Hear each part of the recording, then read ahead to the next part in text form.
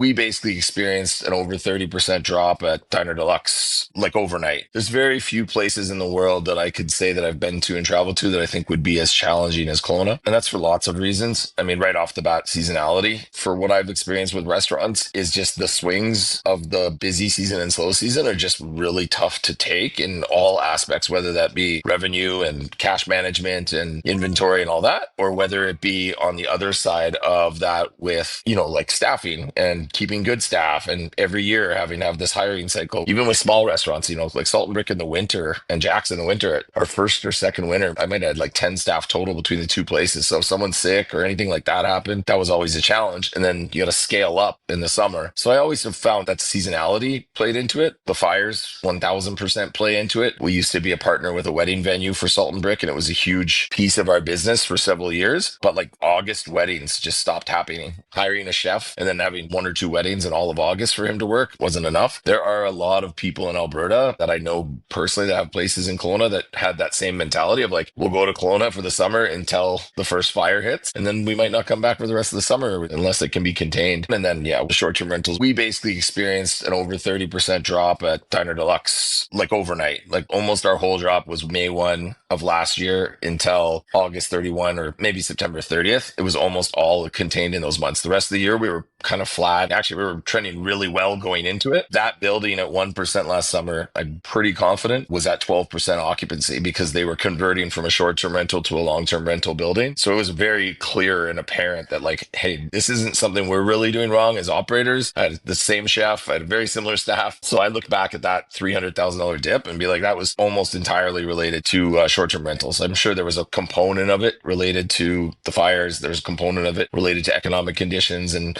inflationary times. Overall, I was like, look back at it, I go like short-term rentals is what did that. And you just look at all these purpose-built buildings that have restaurant retail spaces in them that can't lease them because they're not allowed to do short-term rentals. And there's been some great studies. There's a big one out of New York that was comparing a long-term building above you as a tenant to a short-term building. As an operator of a restaurant in a building with short-term rentals, I should expect 2 to 3 visits a week from each unit. From a long-term rental building, it's 2 to 3 a month. So like 75% traffic down right there, just if you're relying on that. My question is, I thought the Shore, was that still not operating as a short-term rental building because it's like a commercial hotel use? No, even their license got adjusted. I would tell you 1000% when I went to my landlord for rent relief, when we saw the drop, he was like, I'm losing a lot more than you are, Casey.